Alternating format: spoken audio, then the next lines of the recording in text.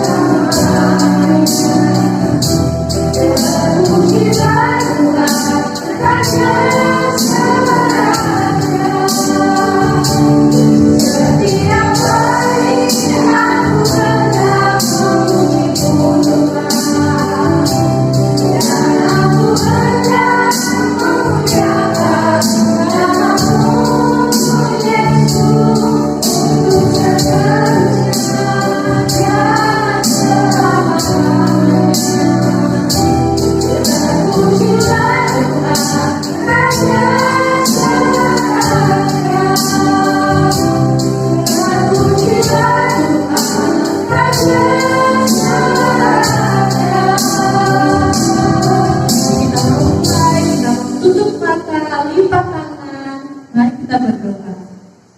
Tuhan Yesus yang baik, terima kasih atas kasih setia Tuhan yang begitu luar biasa atas kehidupan kami anak-anak sekolah ini. Tuhan, terima kasih Tuhan kau memberkati kami sehingga kami boleh beribadah dengan baik Tuhan. Sebentar lagi kami akan memulai ibadah Tuhan, kiranya Tuhan memberkati kami.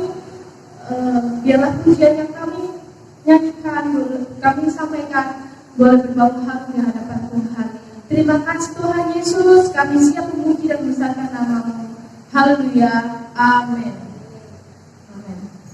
Tetap bangkit berdiri ya adik-adik ya. Kita sambung pujian dengan ibadah tobat dunia. Karena kita tahu bahwa Tuhan Yesus itu baik sama kita, amin. Dimanapun kita berada, Tuhan itu kekuatan kita. Dimanapun kita berada, Tuhan selalu melindungi kita. Yesus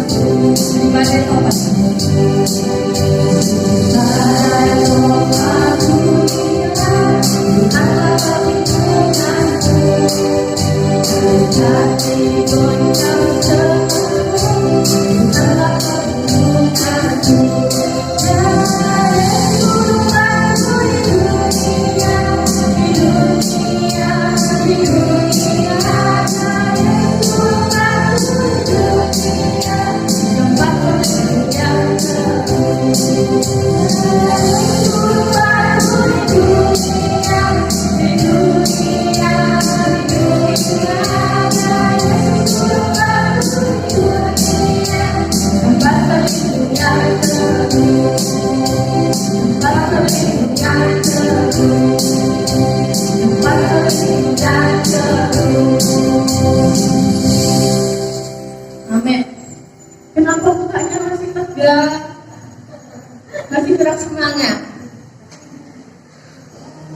Nanti kalau kakak bisa tanya, gimana kabarnya adik-adik? Puji Tuhan, jawabnya puji Tuhan, luar biasa. Yes, yes, yes.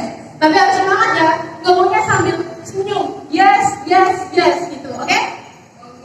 Gimana kabarnya adik-adik? Puji Tuhan, luar biasa. Yes, yes, yes. Tangannya gini semua dong. Ayo ulang. Gimana kabarnya adik-adik? Puji Tuhan, luar biasa. Yes, yes, yes. Kita sambung pujian dengan bukan kuat, bukan gagal. Pakai gerakan ya adik-adik ya.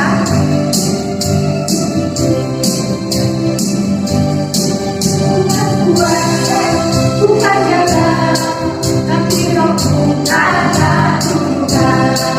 Bukan kuat, bukan gagal, tapi Rohmu ada Tuhan. Gunung itu dirasakan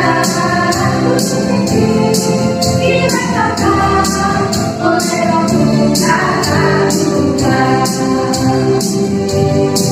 Bukan kuat, bukan gagal, tapi Rohmu ada Tuhan. Bukan kuat, bukan gagal, tapi Rohmu ada Tuhan. Gunung ini jalan, gunung itu disingkirkan, gunung ini dirasakan oleh Rohmu ada Tuhan. Gunung ini disingkirkan, gunung itu disingkirkan, gunung ini dirasakan oleh Rohmu ada Tuhan. Itulah satu-satunya penolong yang sungguh. Dia berjanji akan kembali, akan kita semua. Oh, haleluya, puji Tuhan, upahmu besar di surga. Oh, haleluya, puji Tuhan, upahmu besar di surga. Itulah satu-satunya penolong yang sungguh. Dia berjanji akan kembali, akan kita semua. Oh, haleluya, puji Tuhan, upahmu besar di surga. Oh, haleluya, puji Tuhan, upahmu besar di surga. Kita lanjutkan persembahan kita berikan Yesus itulah satu-satunya.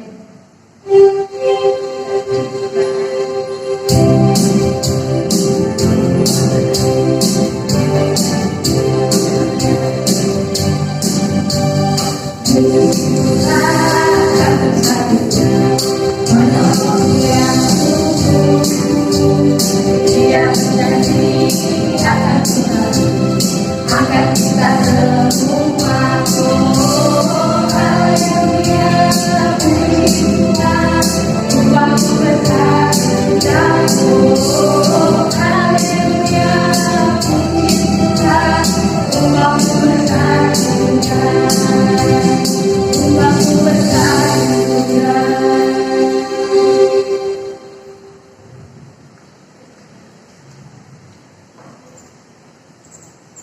Kita tutup mata, kita berdoa untuk persembahan. Kalau Bapak yang baik, terima kasih kau memberkati kami Tuhan. Tuhan, saat ini anak-anak yang telah memberikan persembahan Tuhan, Tuhan kau memberkati mereka yang memberi, kau berkati orang tuanya, kehidupannya mereka Tuhan. Jadikanlah mereka Tuhan, anak-anak yang diberkati Tuhan, dan senantiasa Tuhan sayangi. Berkati juga Tuhan, Benai yang telah menjadi petugas kolektor Tuhan, kau berkati dalam pendidikannya, dalam kesehariannya Tuhan. Terima kasih Tuhan Yesus, kau sungguh baik, haleluya, amin.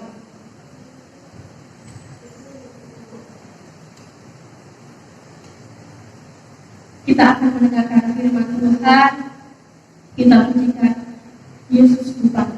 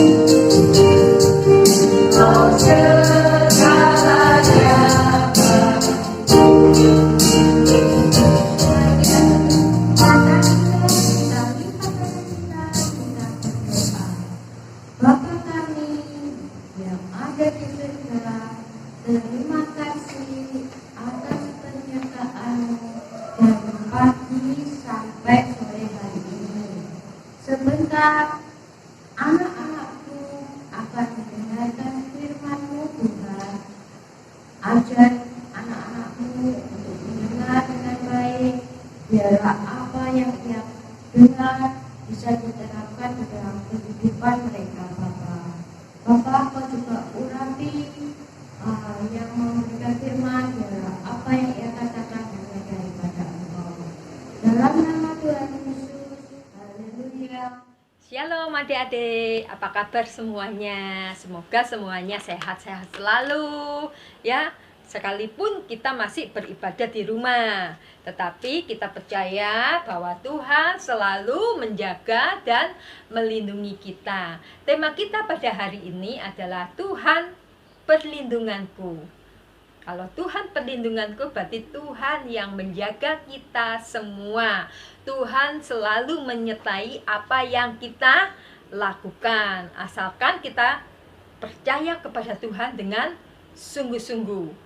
Baiklah adik-adik, firman Tuhan pada hari ini terdapat di dalam Wahyu 3 ayat yang ke-10. Kita akan baca pelan-pelan.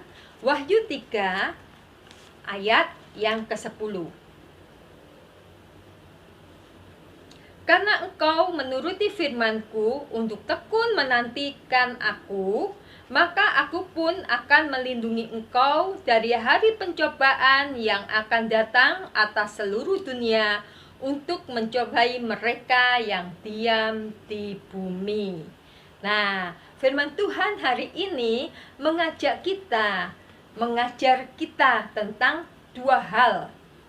Yang pertama, kita menuruti firman Tuhan. Dan yang kedua, itu adalah bahwa kita tekun di dalam Tuhan. Nah, sehingga ketika kita melakukan kedua hal ini, kita bisa menikmati yang namanya perlindungan dari Tuhan. Tuhan menjaga kita, melindungi kita. Asalkan apa? Kita menuruti firman Tuhan. Dan juga kita tekun di dalam Tuhan. Tekun itu apa? Kita setia kepada Tuhan. Kita rajin untuk datang beribadah kepada Tuhan. Sekalipun kita masih beribadah di rumah, tetapi kita lakukan itu dengan sungguh-sungguh. Nah, pada hari ini saya akan berikan satu buah contoh di Alkitab. Nanti adik-adik bisa buka di dalam 2 Raja-Raja 7. Pada suatu ketika ada sebuah kota yang bernama kota Samaria. Kota ini sangat besar, sangat luas. Tetapi mereka tidak taat kepada Tuhan. Mereka tidak beribadah kepada Tuhan dengan sungguh-sungguh. Sehingga Tuhan menghukum orang-orang yang ada di kota ini beserta dengan rajanya, dengan penduduknya. Apa yang terjadi? Tuhan mengirimkan musuh-musuhnya. Nah, pada waktu itu musuhnya adalah bangsa Aram. Dan rajanya namanya Raja Ben-Hadad. Mereka mengepung kota Samaria ini. Sehingga kota Samaria ini ditutup pintu gerbangnya. Apa yang terjadi? Akhirnya mereka mengalami kelaparan. Kenapa? Mereka tidak bisa bertani, tidak bisa menanam karena kotanya ditutup dan dikelilingi oleh musuh. Nah, sehingga terjadilah kelaparan yang luar biasa. Sehingga tidak ada lagi yang namanya makanan di kota itu. Nah, pada suatu ketika di kota itu adalah seorang nabi, namanya Nabi Elisa. Nabi ini sangat dengar-dengar apa yang Tuhan perintahkan. Tetapi sayang sekali ketika setiap kali Nabi Elisa menyampaikan firman Tuhan, orang-orang yang di Samaria ini tidak mau mendengarkan apa yang dikatakan oleh Nabi Elisa.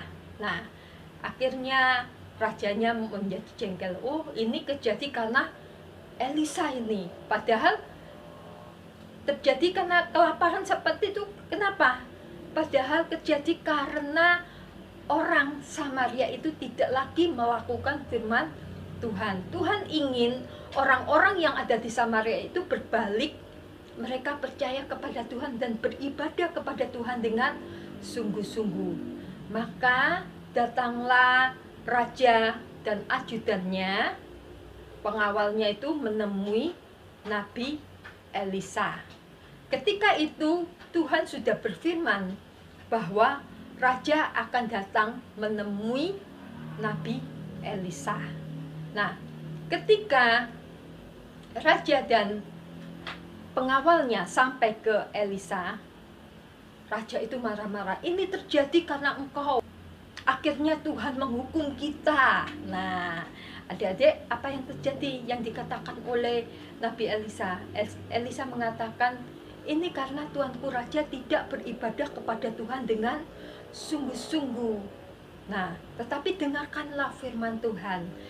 Besok pada waktu ini, jam begini, saat-saat seperti ini, besok akan ada makanan yang berlimpah-limpah. Tepung yang terbaik harganya sangat murah sekali. Nah, lalu apa yang terjadi? Ajudannya, pengawal raja ini berkata, itu nggak mungkin terjadi sekalipun pintu surga dibuka. Nggak mungkinlah hal itu terjadi. Kenapa? Karena saat ini kita tidak punya makanan, tidak ada apa-apapun di sini. Di sini ada kelaparan yang begitu besar. Jadi tidak mungkin hal itu terjadi. Lalu apa yang dikatakan oleh Nabi Elisa? Karena engkau tidak percaya akan firman Tuhan, maka engkau tidak menikmati. Ya, engkau tidak akan menikmati, tetapi engkau hanya melihat saja. Ajudannya mengatakan apa? Enggak percaya. Terus rajanya, baiklah kalau begitu. Kalau tidak, hal itu tidak terjadi, kamu akan kuhukum. Nah, maka pulanglah raja dengan ajudannya, pengawalnya. Nah, pada keesokan harinya, di depan pintu gerbang Samaria, tinggallah 4 orang yang sakit kusta. 4 orang yang sakit kusta ini, mereka diasingkan karena kusta itu penyakit yang menular, ya. Jadi mereka diasingkan. Keempat orang yang sakit kusta ini, mereka berbicara antara satu dengan yang lainnya. Apa yang kita lakukan di sini? Kalau kita tetap di sini, kita mati kelaparan.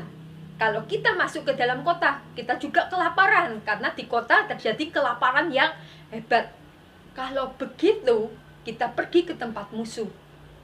Kalau memang Tuhan izinkan kita hidup, ya kita hidup. Kalau tidak, ya yang terjadi, terjadilah. Daripada kita mati kelaparan di sini. Nah, maka pergilah ke-4 orang sakit kusta ini menuju perkemahan bangsa Aram. Mereka jalan. Tetapi ketika mereka bergerak berjalan dengan mungkin ada yang tipang, ya mungkin kakinya ada yang seret, Tuhan membuat suara ke-4 orang ini seperti kereta perang. Jadi suaranya kencang sekali, seperti ada pasukan perang. Sehingga apa yang terjadi? Musuhnya, pasukan Aram, mereka melarikan diri. Mereka berpikir, wah, ini orang Samaria ini pasti menyewa pasukan dari tempat lain untuk mengalahkan kita. Kalau begitu, lebih baik kita melarikan diri. Akhirnya mereka semua melarikan diri. Tetapi ke-4 orang yang sakit kusta ini, sesampainya di perkemahan orang Aram, mereka tidak melihat seorang pun. Hanya ada beberapa ekor keledai yang terikat dan semuanya berantakan, seolah-olah mereka bingung melarikan diri. Nah, akhirnya ke-4 orang sakit kusta ini mereka makan. Nah, setelah makan mereka menjarah. Oh, ini barangnya, kita bawa aja, kita sembunyikan. Sampai banyak, akhirnya apa yang terjadi?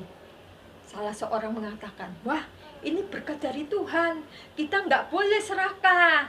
Kalau begitu, apa? Kita panggil raja, kita pergi ke raja, kita memberitahukan bahwa orang Aram telah melarikan diri. Maka pada malam itu juga keempat orang ini menemui raja. Mereka ketuk-ketuk pintu kota Samaria. Akhirnya ditemui sama siapa? Temui sama pengawal penjaga pintu dan menyampaikan berita bahwa orang Aram telah pergi, dan juga disampaikan ke raja. Rajanya tidak percaya. Akhirnya rajanya mengatakan, kalau gitu kita lepaskan kuda. Mungkin mereka menipu kita, tetapi setelah kuda-kuda dan keretanya dilepas tidak ada. Nah, apa yang terjadi adik-adik? Pintu gerbang dibuka, rakyatnya lari mengambil barang-barang yang ada di perkemahan orang Aram. Mereka bisa makan sekenyang-kenyangnya. Dan apa yang dikatakan oleh Nabi Elisa, bahwa tepung yang terbaik harganya sangat murah. Nah, dan makanan dengan banyak melimpah. Nah, pada waktu itu ajudan atau pengawal raja ini mendapatkan perintah bahwa dia menjaga pintu kota Samaria, bertugas untuk membukanya. Dan ketika dia membuka pintu itu dan orang Samaria ini lari keluar, dia jatuh dan terinjak-injak. Akhirnya dia cuma melihat saja, dia mati di tempat karena diinjak-injak orang. Nah, apa yang dikatakan oleh Nabi Elisa itu benar-benar terjadi, bahwa pengawal raja itu hanya melihat saja tetapi tidak menikmati. Kenapa? Karena dia tidak percaya akan firman Tuhan. Begitu dengan kehidupan kita. Ketika kita bersungguh-sungguh mencari Tuhan, kita menikmati yang namanya pertolongan Tuhan, penyertaan Tuhan.